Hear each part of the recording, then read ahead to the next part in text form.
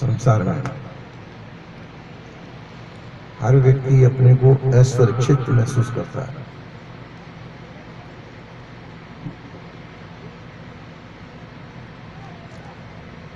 अपने आप को दीनहीन लाचार भी महसूस करता है। हीनता लाचारी हमारी अपनी बनाई हुई चीज है। हम इसको मिटाना चाहे मिटा सकते हैं।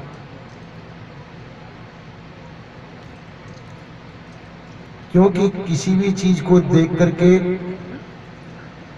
उसको पाने के लिए हम लालसा करते हैं।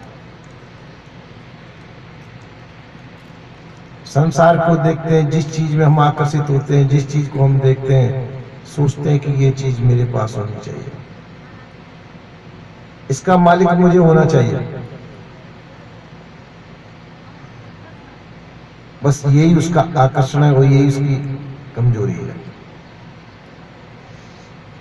अपनी कमजोरी को विवेकपूर्वक मिटा दिया जाए, समझा जाए कि ये चीज जो मेरे को दिखाई दे रही है, जो आकर्षित करती है, ये मेरे से श्रेष्ठ नहीं हो सकती। क्योंकि इन सब का जनैया, इन सबको मानने वाला, इन सब से श्रेष्ठ तो ये चेतन है। ये आपसे श्रेष्ठ कैसे हो सकती है? वस्तु है, जड़ है, आप चेतन है। आपसे श्रेष्ठ आपकी वस्तु नहीं हो सकती। कभी कभी कोई कलाकार होता है, कोई चित्र बनाता है, अपने बनाए हुए चित्र में स्वयं ही मुग्ध हो जाता है, पर क्या वो चित्र उस कलाकार से श्रेष्ठ हो सकता है? नहीं हो सकता। श्रेष्ठता उस कलाकार की है। इसी प्रकार से चेतन जीव जो है नाना प्रकार की, विभिन्न प्रकार की कल्पनाओं में आबद्ध होता है, उन कल्पनाओं में बह जाता है। सदगुरुदेव ने कहा, जिन ये चित्र बनाइया साचा सो सूत्रधार। जिन्होंने ये चित्र बनाया, नाना प्रकार के सूत्र बनाए, उन सूत्रों में सूत्र बनाने वाला श्रेष्ठ होता है। संसार की जितनी भी कल्पनाएं की हैं, कल्पना करने वाला मनुष्य जीव है। कल्पना मनुष्य जीव से श्रेष्ठ नहीं हो सकती, पर मनुष्य अपनी की हुई कल्पना में स्वयं बह जाता है, अपनी बनाई हुई चीजों में स्वयं मोहित होता है, अपनी कृति में स्वयं ही मशगूल हो जाता है। ये उसकी कमजोरी है। इस कमजोरी को यदि विवेक पूर्वक निकाल दिया जाए तो उसकी दीनता, हीनता, लाचारी सब प्रकार से खत्म हो जाएगी। तो संसार के अंदर जब मनुष्य ये सोचता है कि मुझे ये चाहिए, मुझे ये चाहिए, या किसी को अपने से ज्यादा श्रेष्ठ समझता है, उससे आगे बढ़ने की कोशिश करता है, प्रतिस्पर्धा करता है, और जब नहीं बढ़ पाता है तो अपने आप को कमजोर महसूस करने लगता है। उसमें बल चाहिए, समाज का बल लेता है, समाज का बल पूरा नहीं होता है, परमात्मा का बल लेता है, देवताओं का बल लेता है, सब प्रकार के बलों को लेकर के सामने वाले से श्रेष्ठ सिद्ध होना चाहता है। पर यदि वो सोच ले, हालांकि ऐसा हो नहीं सकता, ये बल है ही नहीं, ये काल्पनिक बल है, वो काल्पनिक बल आपका साथ नहीं दे सकते।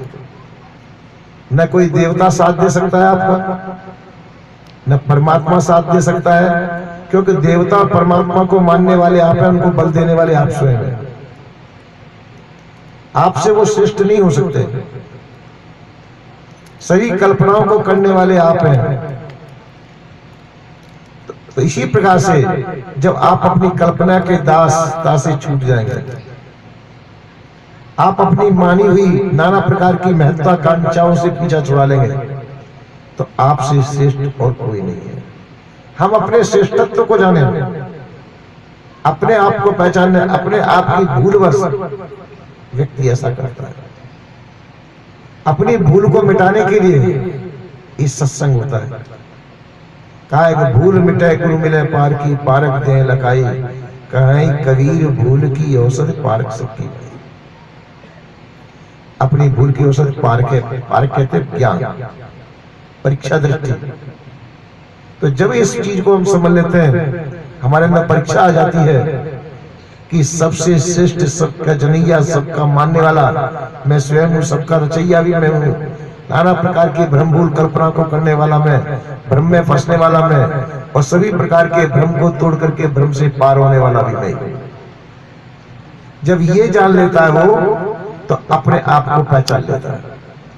जब तक वो अपने आप को नहीं पहचान पाता, तब तक वो संसार का गुलाम बन करके रहता है।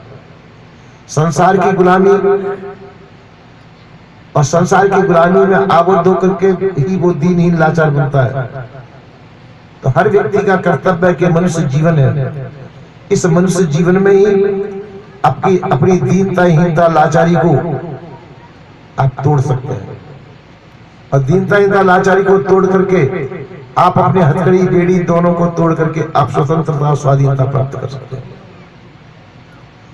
स्वतंत्रता, स्वाधीनता प्राप्त करने के लिए आपका पुरुषार्थ की आवश्यकता है। वास्तव में देखा जाए, स्वतंत्र होने में कोई देर नहीं, जब चाहे उसी समय आप स्वतंत्र हो सकते हैं। पर हम स्वयं ही अपने आप के परतंत्र हैं, हम स्वयं भी परतंत्र पराधीन हैं। जैसे भौरा होता है, भौरा कमल के फूल में बैठता है और शाम होने पर कमल का फूल बंद हो जाता है, भौरा भी उसमें बंद हो जाता है। भौरा इंतजार करता है कि कमल का फूल खुलूंगा जब मैं इसमें निकलूंगा। हाथी आता है, उस कमल के फूल को लेकर के खा लेता है, भौरा भी खाने में चला जाता है, उसकी मृत्यु हो जाती है। तो भौरा क्यों? भौरा बड़े बड़े अच्छे अच्छे मजबूत काट में छिद्र कर देता है। क्या कमल की पंखड़ी को नीचे से बाहर हो सकता था? कमल की पंखड़ी को भी काट सकता था भौरा, परंतु क्यों नहीं काटी उसने? वो उसमें मोहित हो गया। वो उसमें मोहित हो जाने की वजह से उस पंखड़ी को उसने काट करके बाहर नहीं निकल पाया। इसी प्रकार से हम भी संसार में मोहित हैं। संसार को तोड़ने में आप सब प्रकार से समर्थ हैं, संसार को पार करने में भी आप समर्थ हैं, पर संसार में हम मोहित हैं और संसार में भ्रमित भी हैं। ये मोह भ्रम के जाल में फंस करके आप दीनहीन लाचार बन गए। अब मोह भ्रम को आप तोड़ दें, आप हर समय तोड़ सकते हैं। मोह भ्रम को तोड़ना आपके लिए कोई बड़ी बात नहीं, बहुत सरल है। मोह भ्रम से निकल के आप बाहर आ सकते हैं, पर हम उसके अंदर उसको नहीं तोड़ पाते, उस जाल में फंस करके रह जाते हैं। संसार को देखते हैं, संसार में मोहित होते हैं, संसार के जाल में फंस जाते हैं। संसार के द्वारा नाना प्रकार की कल्पनाओं को सुनते हैं, कल्पना में बहुत अच्छे अच्छे देवताओं को सुनते हैं, देवताओं की कल्पना सुनते हैं, सोचते हैं कि इसमें कौन से देवता को मैं अपना स्वामी बनाऊं। देवी देवता भूत प्रेत जैसे जैसे साधक वैसे वैसे अपने कल्पित देवताओं को मान लेते हैं, और वैसी वैसी उनकी मनोवृत्ति बन जाती है। जैसे देवता का जो पुजारी होता है उसकी मनोवृत्ति वैसी बन जाती है। आपको एक गाथा बताता हूँ। सूरदास जी का नाम आपने सुना होगा और तुलसीदास जी का भी नाम सुना होगा। तो सूरदास जी के इष्ट कौन थे? भगवान श्री राम, धनुषधारी थे, अच्छे अच्छे को परास्त करने वाले थे। और तुलसीदास जी के और सूरदास जी के इष्ट कौन थे? भगवान श्री कृष्ण। तो कृष्ण जो होते तो कैसे लड्डू गोपाल, और छोटा बच्चा ही था। तो छोटे बच्चे थे तो जगह उनसे कोई आशा ऐसी तो की नहीं जा सकती कि वो पार उठा लेंगे। छोटे बच्चे थे, छोटे बच्चे से कितनी आशा की जा सकती। तो सूरदास जी बाल रूप के उपासक थे। एक दफा सत्संग हो रहा था, दोनों सूरदास जी और तुलसीदास जी दोनों मिल गए जंगल में, आपस में सत्संग होने लग गया। किसी ने आकर के कहा कि भयंकर हाथी पागल हो गया है और इस जगह दौड़ता हुआ आ रहा है, भागो भागो। भीड़ भाग रही थी। सूरदास जी ने कहा कि देखो भाई, हाथी आ रहा है, मेरा कन्हैया डर जाएगा उससे, इसलिए मैं तो चलता हूं, क्योंकि मेरा कन्हैया भी छोटा है और उसको डर लगेगा, वो डर जाएगा, इसलिए भाई मैं तो चल रहा हूं यहाँ से। तुलसीदास जी ने कहा कि डरने की क्या बात है, हमारे भगवान श्री राम जिसने 10 मुख के रावण को मार दिया, ये आगे क्या चीज है। देखो इष्ट भावना कितनी वो प्रबल, उनके इष्ट थे भगवान श्री राम, उसका मनोबल बढ़ा हुआ था, और उनके भगवान बालक रूप में थे कृष्ण, तो बालक तो उनकी भावना वैसे जाकी रही, भावना जैसे प्रभु मूरत देखी तैसी, जिसकी जैसी भावना उसको वैसे। इसी प्रकार से अब जिसने संसार में दीनता हीनता लाचारी की भावना बना दी है, पत्थर के पीतल के किसी भी देवी देवता को पूज करके हम उसके अधीन हुए। अधीनता हुई कैसे, अधीन आप बने कि उन्होंने बनाया आपको? उन्होंने आपको अधीन नहीं बनाया, हम स्वयं ही उनके अधीन बने। किसी भी पत्थर पर थोड़ा सा सिंदूर पोत देते हैं, देवता बन जाता है हमारा। और वो देवता बनाने वाले कौन? आप ही तो हैं। पत्थर ने आपको देवता नहीं बनाया, हम स्वयं ही उस पत्थर के देवता बने। तो ये भावनात्मक रूप से हमने पराधीनता स्वीकार की, और पराधीनता को स्वीकार करके हम उसके गुलाम बन गए। गुलामी का कारण हम स्वयं, हमारी अज्ञानता है। उस गुलामी को विवेक के द्वारा हम स्वयं तोड़ सकते हैं। इसी प्रकार से संसार के अंदर नाना संसार के गुलाम होने के कारण हम स्वयं हैं, और हम अपनी गुलामी को स्वयं तोड़ सकते हैं परख करके, क्योंकि सबके जानने वाले आप श्रेष्ठ हैं। सभी देवताओं की रचना आपने की, परमात्मा की रचना आपने की। परमात्मा को रचने वाले आप ही हैं, देवता को भी बनाने वाले आप हैं, मंदिर बनाने वाले आप हैं, जितने भी देवालय बनाने वाले आप हैं, तीर्थ बनाने वाले भी आप हैं, और उसमें मोहित होने वाले भी आप ही हैं। उन्हें देवताओं में मोहित होने वाले आप हैं बना करके। यदि उनको विवेक पूर्वक जब आपको ये विवेक हो जाए कि ये सब तो मेरे बनाए हुए हैं, तो उनको तोड़ करके आप अलग नहीं हो सकते हैं।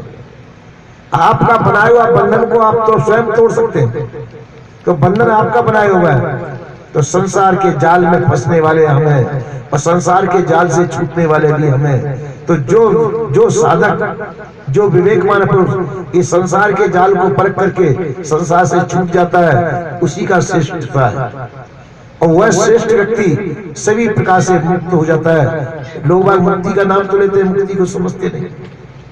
मुक्ति का मतलब है कि आप अपने आप में स्वतंत्र हो जाए, आप किसी का आश्रय न तकें, आपको अपनी आवश्यकता के लिए किसी दूसरे की आवश्यकता न पड़े, तो आप मुक्त हैं। और यदि अपनी आवश्यकता के लिए आपने किसी का मुंह ताका या किसी का आश्रय तका, आप परतंत्र हैं। तो आप कह सकते हैं भाई हम बुढ़े हो गए, हमको सहारे की आवश्यकता है, तो सहारे की आवश्यकता तो सहारा तकेंगे कि आपकी आवश्यकता आपके प्रारब्ध के अंदर मौजूद है। शरीर बनाए तो शरीर प्रारब्ध से बनाए, वो प्रारब्ध के अंदर आपकी सभी आवश्यकताओं की पूर्ति होगी, आपको चिंता करने की आवश्यकता नहीं है। पर हमको ये विश्वास नहीं होता है, हम कल्पित देवताओं पे विश्वास कर लेते हैं, कल्पित देवताओं पे विश्वास करते हैं, संसार पे विश्वास करते हैं, जबकि संसार में आपका कोई नहीं है, कोई नहीं है। पर जगह हम विश्वास करते हैं कि कोई क्या विश्वास करता है कि मेरे बच्चे मेरी रक्षा करेंगे, कोई कहता है कि मेरी पत्नी मेरी रक्षा करेगी, कोई कहता है मेरे पुत्र इतना विश्वास करेगा। कहते हैं कि बुजुर्ग थे, उन्होंने उनकी आंखें वैसी हो गई, दिखना बंद हो गया, तो उनके बच्चों ने कहा कि चलिए आपका इलाज करा देते हैं, तो आपकी आंखों से दिखने लग जाएगा। तो उसने कहा कि मेरी तो बहुत आंखें हैं, देखो मेरे जो है 5 लड़के हैं, 5 लड़के, 2-2 आंखें उनकी हैं, 10 आंखें ये हो गई। फिर उनकी बहू है 5 की, तो बहू है 5 लड़कों की 5 बहू है, 10 आंखें वो भी हो गई। फिर उनके बच्चे भी हैं, एक बच्चे के 4-4, 5-5, एक आदमी होने कोई बड़ी बात नहीं है, तो वो है उनकी 2-2 आंखें। तो मेरी कितनी आंखें, तो इतनी आंखें मेरी है, तो मैं 2 आंखें खराब हो गई तो हो जाने दो, मुझे वो इतनी आंखों का मैं मालिक हूं। अब एक दफा क्या होगा, वो बैठे हुए थे, अब चारों से लग गई आग, अब सब लोग जितनी आंखों का वो विश्वास किए बैठे थे, वो सब आंखें नदारद अपनी जान बचाएंगे कि उनकी जान बचाएंगे।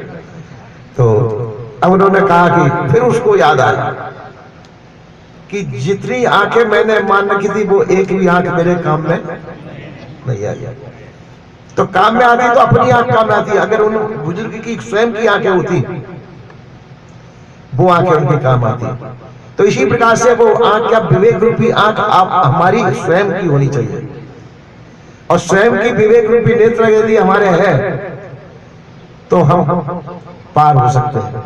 हम दूसरे के भरोसे रहते हैं, बच्चों के भरोसे रहते हैं, पत्नी के भरोसे रहते हैं, देवताओं के भरोसे रहते हैं, परमात्मा का भरोसा रखते हैं, पर समय पे कोई भी काम ना आता। राम जी भी देखो कहते हैं राम के साथी कितने थे पर वक्त पड़ा तब कोई नहीं। कितने साथी थे राम। आजकल भी राम जी का शरीर छूट गया तब भी राम जी के साथी बहुत है, राम जी का भजन करने वाले बहुत है। और सुनते कहते हैं कि राम जी हमारी रक्षा करेंगे। राम जी अपनी रक्षा स्वयं नहीं कर पाए, आपकी रक्षा कैसे करेंगे? तो इसलिए आपकी रक्षा करने वाला कोई नहीं है। पहले तो आपको रक्षा की आवश्यकता ही नहीं है, शरीर को रक्षा की आवश्यकता है। तो शरीर का प्रारब्ध इसके अनुसार होगा, उसमें कोई बदलाव नहीं किया जा सकता। और आप तो अजर अखंड विनाशी, आपका नाश कभी हो नहीं सकता, आपको कोई भी मार नहीं सकता। पर हमको अपना पता नहीं है, हम अपने आप को शरीर मान करके दीनहीन लाचार होते हैं, भयभीत होते हैं, और अपने ऊपर कई मालिक स्थापित कर लेते हैं। पर कईयों को तो देखा होगा कि वो अपने मंदिर में या अपने जगह पे कई कई देवता रखते हैं। भैरव जी अलग रखते हैं, हनुमान जी अलग रखते हैं, राम जी अलग रखते हैं, लक्ष्मण जी अलग रखते हैं, सबका अलग अलग भोग भी लगाते हैं, कई कई देवता रख लेते हैं। अब समय आने पर वो देवता रक्षा कर सकते हैं कि और फिर उन देवताओं को ताले के अंदर रखते हैं, ताले के अंदर बंद करके उसमें ताले लगाते हैं, डबल डबल ताले लगाते हैं। ताला वो देवता आपकी रक्षा कर सकते थे, सब कुछ कर सकते थे, तो उनको स्वतंत्र रखना चाहिए था। पर आप उनको ताले में बंद करके लगाते, उनको कोई चोरी ले जाएगा। तो जो देवता चोरी करने से जा सकते हैं वो आपकी रक्षा कैसे करेंगे? तो है ना, तो उन देवताओं की रक्षा तो आपको करनी पड़ती है। तो इसी प्रकार से हम भावनात्मक रूप से संसार के गुलाम हैं, भावना के गुलाम हैं, और प्रत्यक्ष दिखता हुआ संसार जो दिखाई दे रहा है इसमें हम आकर्षित हैं, इसमें भी हम गुलाम हैं। तो ये गुलामी बनाई हुई आपकी स्वयं की है। तो स्वयं की बनाई हुई गुलामी में आप स्वयं बन गए, स्वयं की गुलामी में आप स्वयं बन गए। तो इस गुलामी को तोड़ करके गुलामी से बाहर होना भी आपका ही कर्तव्य है। पर ये कब कर सकते हैं? जब सत्संग, ज्ञान, बोध, विचार के द्वारा विवेकी जनों का सहारा लेकर के विवेकी जनों से सत्संग करें, विचारवान लोगों से सत्संग करें, और वास्तविक रूप से अपने जाल को स्वयं परखें। अपने जाल को स्वयं परख करके उस जाल से छूटने वाले आप स्वयं हैं। आपके जाल को कोई दूसरा छुड़ा नहीं सकता है। आप जिस कल्पना को लेकर के बैठे हैं कोई आपकी सहायता नहीं कर सकेगा। इसलिए सभी प्रकार की मानसिक और भौतिक कल्पना का त्याग करके, मानसिक और भौतिक आश्रय का त्याग करके आप स्वयं स्वतंत्र होइए, और स्वयं अपने हाथ में अपना बीड़ा उठाइए, और सब प्रकार से अपनी कमजोरी को तोड़ करके स्वतंत्रता, स्वाधीनता प्राप्त करें, जो कि मनुष्य जीवन का परम कर्तव्य है। उस कर्तव्य को पूरा करें, ऐसा संत गुरुजनों का कहना है। बोलिए श्री सद्गुरुदेव की।